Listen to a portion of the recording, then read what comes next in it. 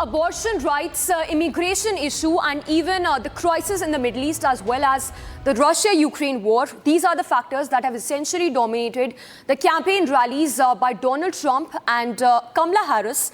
First up, listen in to those highlights from the campaign rallies of Donald Trump and Kamala Harris as the race to the White House heats up and the focus shifts to the 7 swing states.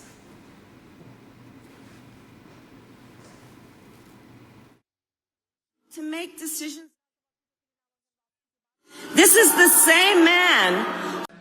This will be the golden age of America. Tomorrow, it's a beautiful term, isn't it? I was saying before, I was just proofing and reading and studying and all that stuff, and what a beautiful term, the golden age. We're going to be in the golden age. Won't take long. So tomorrow you have to stand up and tell Kamala that you've had enough. You're not going to take it anymore. You're the most incompetent vice president we've ever had. And Joe Biden was the worst president in the history of our country.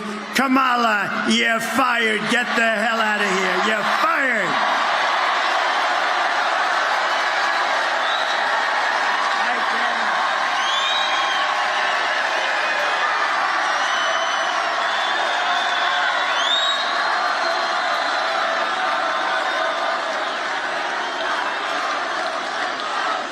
This is a hell of a nice place.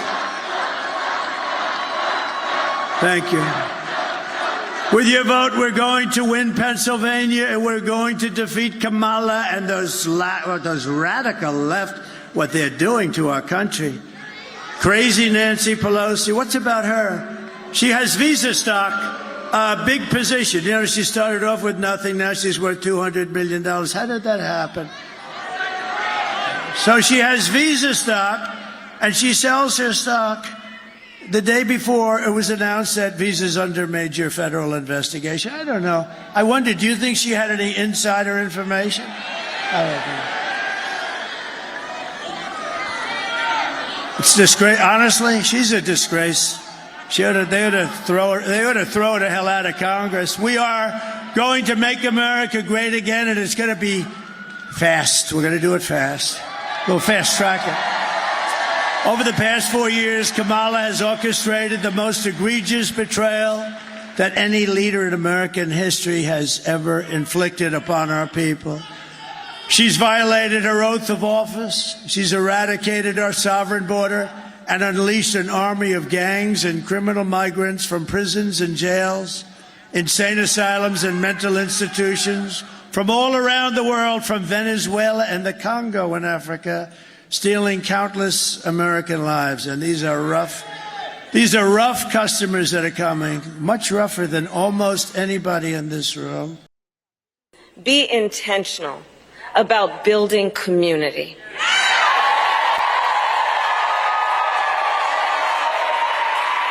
Let us be intentional about building coalitions. Because, you know, there's been so much about these last few years that has been about trying to beat people down, trying to have Americans point their fingers at each other, trying to make people feel as though they're alone and don't have anybody. So not anymore, because we all know that our power includes, yes, this vote and this election, but building community and coalitions and reminding folks the vast majority of us have so much more in common than what separates us, and we are all in this together. We are all in this together.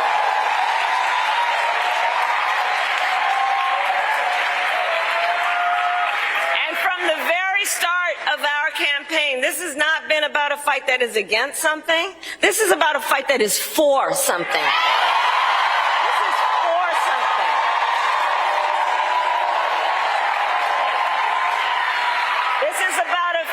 With freedom and opportunity and dignity for all Americans. And so in this final stretch, let us remember that we have a lot of work to do, and there is power in our work about reminding folks of their voice and the power of their vote. So remember, your vote is your voice, and your voice is your power.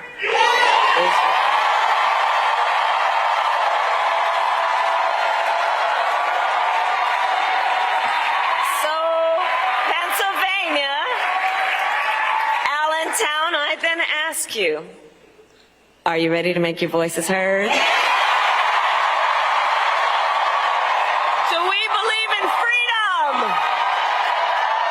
Do we believe in opportunity?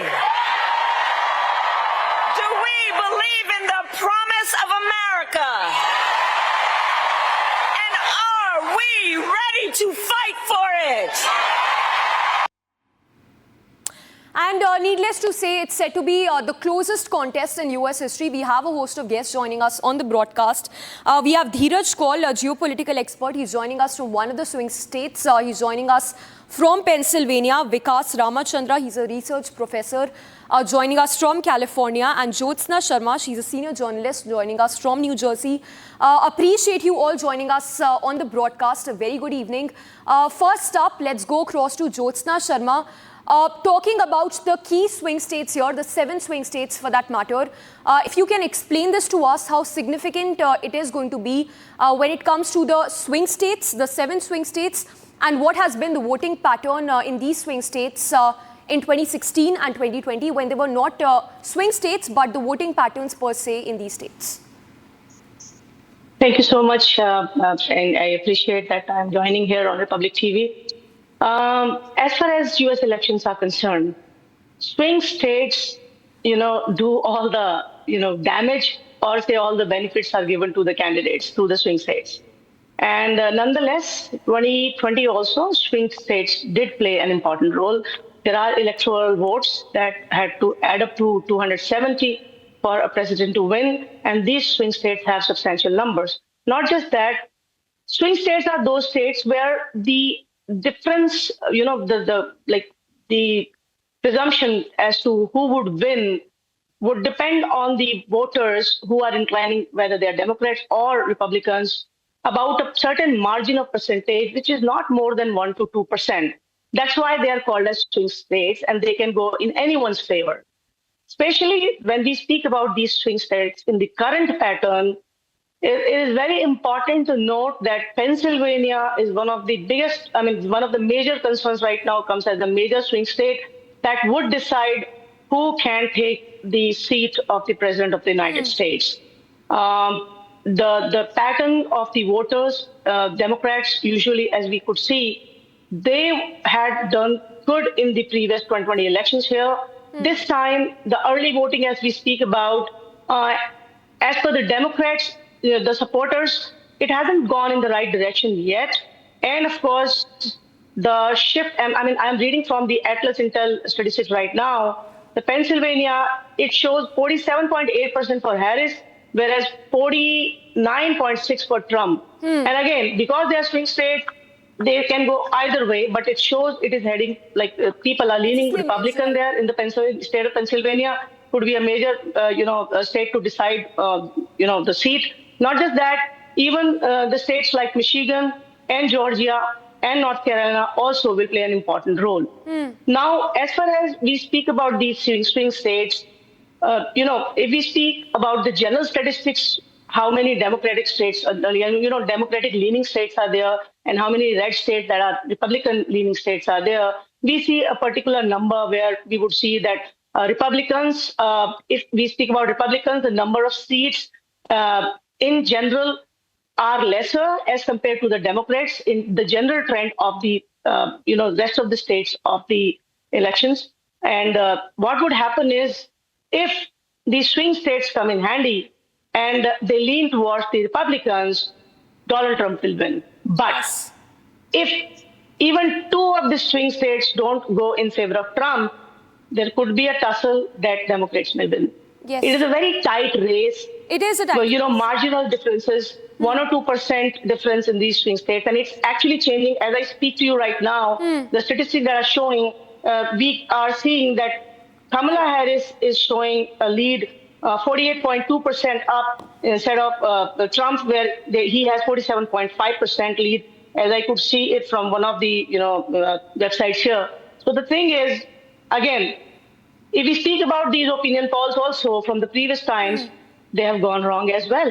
Yes. When it was 2016, And Hillary Clinton was winning, but here it is different. What happened was Trump he won with a great landslide victory. 2020 again we were thinking Trump would win, but it didn't happen. So shockers are in. We really don't know whether Trump is going to win or Kamala Harris would win. yes. Ms. Jyotsna, stay with us. Let's take that same point across to Sure. Dheeraj call also. He's joining us from one of the swing states. He's joining us from Pennsylvania. Mr. Kaul, talking about, the key factors, the dominant factors here, from immigration to abortion rights and even the crisis in the Middle East and the Russia-Ukraine conflict. Talk to us about how crucial is the abortion rights factor, given that Kamala Harris has been very vocal that if she's voted to power, she will ensure that there is a federal law in place. Do you think that is one of the factors which probably has created a gender divide among the voters in the US? Thank you for having me on the show, and a very important question. I'll just take 30 seconds to recap. What the panelist was saying is extremely important data. There are total 538 seats.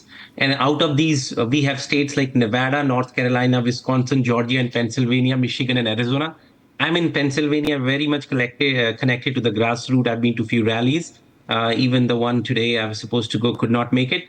But the mood is shifting within hours. Like right now, Pennsylvania is still showing 0.2% lead of Harris. But you have to understand, there is a bias for Trump voter. There are certain subsect of voters which were borderline Democrats, which are switching now to Republican Trump side, and they don't want to talk that they are Republicans. So there is always a margin of error when it talks about Trump. But coming to your questions, yes, the key agendas in this election, like I mentioned earlier in the interview, was inflation. When you talk about inflation, I'm not talking about official numbers, on-ground inflation, like how much does the bread cost, how much does the egg cost, groceries and stuff. That's one. Second is first-time home buyers are having the hardest time to get into the housing equation here. And the third definitely is job satisfaction. Although the job numbers are good, but the quality of jobs are low. Fourth, definitely one of the top factor is immigration, which you mentioned, and that too illegal immigration. Around 12 million people have crossed the borders. It is draining the economical system, the healthcare system. I'm a physician by profession, so how much Medicaid, Medicare can support, we are all very concerned, and certain jobs are being lost. And third, which you rightly mentioned, is fertility rights. So I think all of us understand that abortion is illegal in the third trimester in US, period. There is no question in that. Second trimester is a gray zone. First trimester, you still have rights depending on which states to go. So Trump officially has never said that abortion is illegal, but there are certain areas where he wants abortion to be pre-checked, as in every single person who wants to get aborted, even in late trimester, should not have that access, because when do we consider fetus as live at 20 weeks of gestation? So this is a very, very touching area when you talk about women. White female voters, even in the state of Pennsylvania, still have touched the chord by the statement of Kamala Harris that your reproductive rights will be taken over, and women strongly still believe that. That's a very, very important factor. When it comes to Trump, recently, if you are following, Trump has clearly said in different areas that, I'm not trying to assert myself totally taking away the reproductive rights, but there should be accountability on number of abortions and what stage you are aborting. Yes. So that is a very, very important point. But having said that, in the state of Pennsylvania, I've been talking to hundreds of people. Immigration, you would not believe towns, small towns, even towns like Scranton. I've been there many, many times, not far from where I live, where Joe Biden is there. The demography is changing. You can see people who don't speak English standing on the roads. Crime rate has gone up in New York. Even the century states are now fed up of hosting illegal immigrants. It's costing them a lot. Hosting them in hotels, very expensive. Healthcare, it's costing them. Crime rates are going up. We have seen cops being shot and publicly beaten. I've never heard that. Even in India, you won't never see that. Happened in New York City, where I come from originally. So your security, safety, and your future. See, I'm connected to Gen Z and millennials, a lot of them. And when I talk to them, people are thinking third world war can be prevented by Trump. Second, would they have any future left in this country if the same pattern goes on what happened with Biden, and the demographic dilution of immigrants which are crossing 10 to 12 million, that is very much concerning. Yes. So this is a very tight race. People are very charged up. You can feel the energy in the air when you travel around in Pennsylvania, which I've been doing for last few weeks. It's very close race. Yes, stay with us, Mr. Cole. Let's also go across to Vikas Ramachandra. He's joining us from California. Mr. Ramachandra, a very pointed question to you. Who do you think is a better bet for India, whether it's if it is Harris or Trump, given the latter has been very vocal, calling India an abuser of trade policies, whereas Kamala Harris, we know, as a matter of fact, has been quite vocal about her stand on Article 370 abrogation? Yeah, I think given the fact that even the Biden administration, if you look at the tariffs which were imposed by Trump, I think they actually upheld that. So I think politicians talk different things and they actually do different things on the ground. So I think there are some points to both candidates in terms of what they would do for India's sake and how they would improve the trade relations. But I think it remains to be seen, given that Dr. Paul touched upon a number of points in terms of the race being very close. And I think just the situation on the ground here, even for Indians and immigrants, I think immigration is a big issue. A lot of the people here who can actually influence the policy through funding and so on. I think a lot of the immigrants feel that the policies are just going from bad to worse. And a lot of the immigrants who have master's and PhD degrees who've been working here for 10 to 15 years, I think for them, it's still been a hard, rough road right now. And they still are on visa. It's uncertainty every day. And I think piggybacking on the fact that the job situation in terms of the job market being poor in the last year or so, I think a lot of the people are seeing that uncertainty and also unable to really make a decision whether to buy a house and stay here long term. I think that uncertainty is always at the back of their mind. So I think that will really play on the minds of immigrants right now as being one of the big points. Right, and last question, running short of time here, let's go across to Jyotsna again. Your thoughts on the kind of campaign rallies we've seen in the last few weeks. Do you think the focus areas have been abortion rights, immigration, and of course the crisis in the Middle East? Because as Trump says that he is going to block those financial aid packages which US has been giving to Israel and Ukraine also, for that matter, in its war against the counterpart. Absolutely. See, there are things in the election rallies. Yes, abortion was the major issue, and of course, the border issue, the immigration was another issue. Of course, when it comes to war, in terms of the Republicans, when we speak about Donald Trump, yes, he is saying that if he was in power, no war would have happened, and that's where when he was the president, 2016 to 2020, there was no such war that happened. He actually took total control on the global level. That is something that we all appreciate. We understand that. This time in the rallies, Democrats, I would say Kamala Harris campaign team, there is definitely some information that has gone in terms of the abortion because they are not telling the right truth. The truth is, there is no blanket abortion ban. Trump is not going to sign any such bill. But every day in the campaigns, the statement that comes from the Harris campaign is he is going to sign that bill. And secondly, when it comes to the Middle East, the war, everything that's happening, Kamala Harris, in fact, she has faced some recent controversy because her campaign in Michigan was different than what she did in Pennsylvania. At one place, she empathizes with the Gaza victims in the state of Michigan, trying to seek Arab, Muslim votes. Whereas in Pennsylvania, seeing the, Israeli people there, she's speaking about support to Israel. So this controversy, she's, herself getting into the trap. Secondly, Trump, definitely, he's speaking about that no war would happen. Immediately when he comes in power, he would not let it happen. Borders, he would seal for sure. He was taking that initiative. Of course, the wall was stalled. And here, the immigration is a bigger issue. Of course, I myself have been involved into active advocacy for the immigration, the rights of the high-skilled immigrant workers in the United States of America, being a founder of a nonprofit, High Skilled Immigrants for America. We have done advocacy as well for the green card backlog community. and it has not been, solution hasn't come when Dr. Paul speaks about the youngsters, the young generation getting stuck into the long line of the green card. Yes, it's happening. Whereas Kamala Harris' team right now, these Democrats are promising $5,000 to any non-documented and even, climate immigrants. change matter for that matter, given that US is the second largest emitter of greenhouse gases, there hasn't been a structured plan or a strategy on how this needs to be dealt with. So now that also is a controversial thing. Right. We will have to leave the Donald discussion at that. We will connect with you later in the day. Appreciate you all joining us on the broadcast. Our special coverage to continue